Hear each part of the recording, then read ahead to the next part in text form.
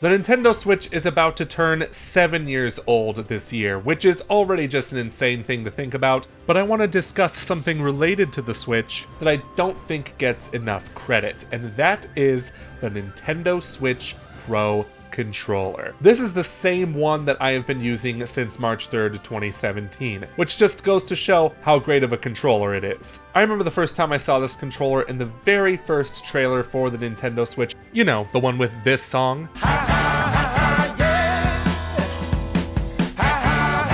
It wasn't the main thing being focused on, but it was definitely part of the conversation as we saw a few of the many hip young adults using this controller while playing Skyrim and Splatoon 2. Of course, this wasn't the main controller for the Switch, that would be the Joy-Con grip, which we'll get to in a minute, but this was of course the natural evolution of the Wii U Pro controller. Remember that thing? I only bought my Wii U Pro controller a few years back when I felt like getting more accessories for my Wii U, so I didn't use it that much, but I have heard that that was a pretty great controller, so Nintendo decided to carry this Pro theme over to the Switch with this controller right here. None of these controllers were included with the system, you had to buy them separately, but they both served the same purpose, being traditional controller options for consoles with non-traditional controls. The Wii U, of course, having that big old gamepad, and the Switch having those Joy-Cons. When I first saw that Pro controller, I thought it looked pretty cool, but I wasn't going to get my hands on it right away. I needed to save my money just to get the Nintendo Switch and Breath of the Wild on day one, but I was advised by my buddy Conrad over at the Commonwealth Realm, who had played the Switch at that point,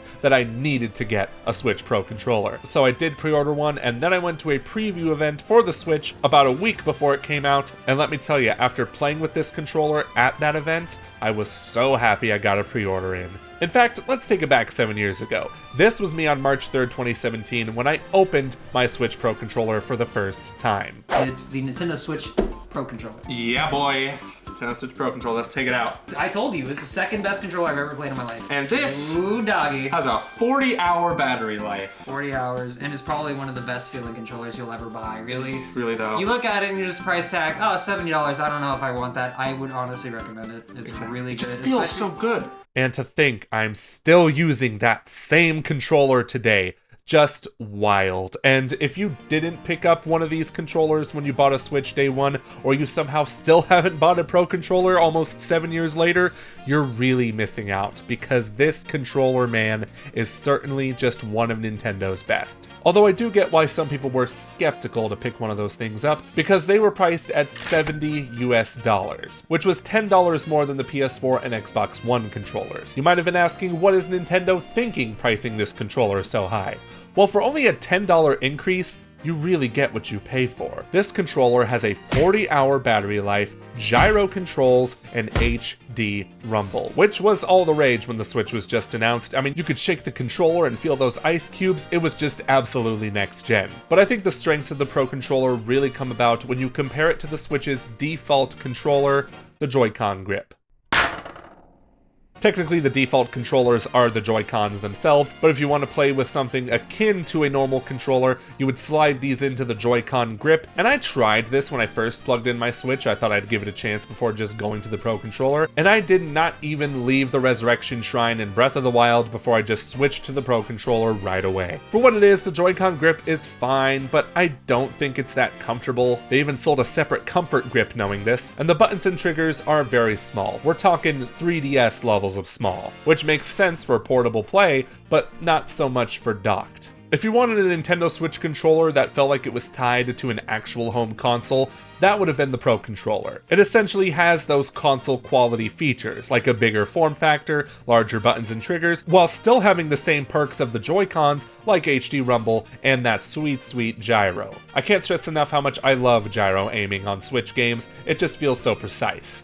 But while we're on the topic of Joy-Cons, let's of course talk about Joy-Con drift. I own a total of 6 Joy-Cons, or 3 pairs of them. They all work fine now, but I had to send 4 of them to Nintendo to be fixed because of the classic Joy-Con drift. And we're talking about this like it's the red ring of death from the Xbox 360 days, which makes sense, it's very comparable that way. But my Pro controller right here, analog stick drift, not even once.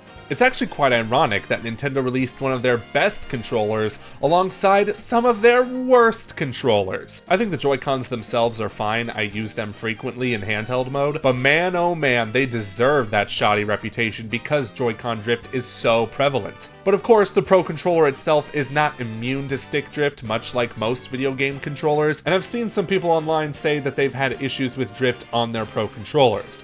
That said though, I haven't heard nearly as many people complain about their Pro Controllers as they have their Joy-Cons, and that should say something. And I'll admit, part of what inspired me to make this video now is a tweet from my good friend Zachary Ryan over at Twitch, and he said, "This thing is powered by black magic. I've played hundreds of hours and charged it maybe 8 times. Battery low warning? No big deal. Charge it for 20 minutes and you're good for another 4 to 6 months. Incredible." Now those numbers are a bit exaggerated. I've charged my Pro Controller numerous times, mainly because I'm afraid of it running out of battery during play sessions, but there is no denying that a 40-hour battery life is impressive, especially in this day and age. Need I mention the PlayStation 5 DualSense controller, which has a comically low battery life. You are lucky if you get over 3 hours on this thing. And according to a Best Buy Canada listing, there may be a new version of this controller with up to 12 hours of battery. But the Pro Controller scoffs really hard at that.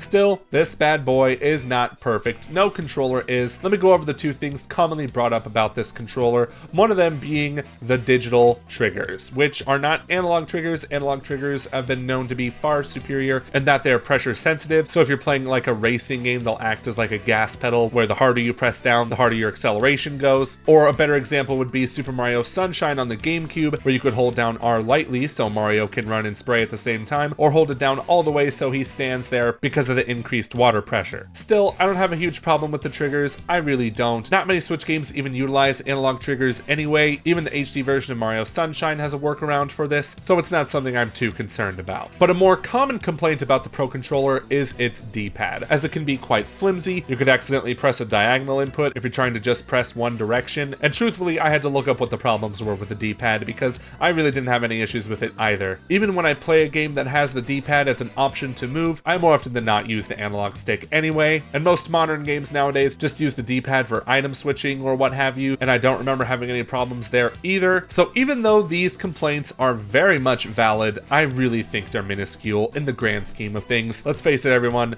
the Switch Pro Controller is still a beast 7 years later. And even the basis of the Switch Pro Controller has led to some pretty great third-party accessories, such as this Ghoulie Kit controller that I just got sent to me. I'll have a detailed video about this soon, but I've also lately been using this 8BitDo Ultimate Wireless controller. I've heard many people say great things about it, and yeah, it is a really great controller, but I was playing Super Mario Wonder with it, and the HD rumble, there's not really HD rumble on this, it has a great imitation of it, but when you're on those musical pads, you don't hear the music on this thing.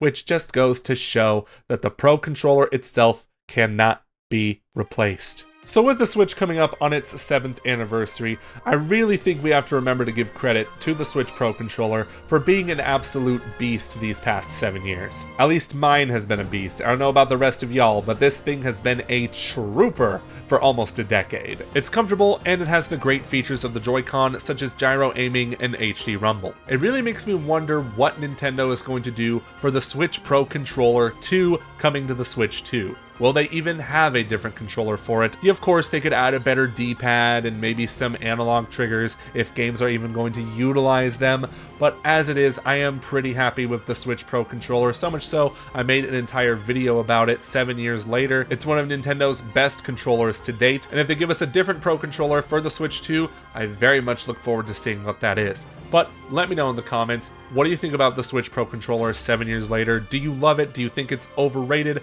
Let me know, and until next time, bye-bye.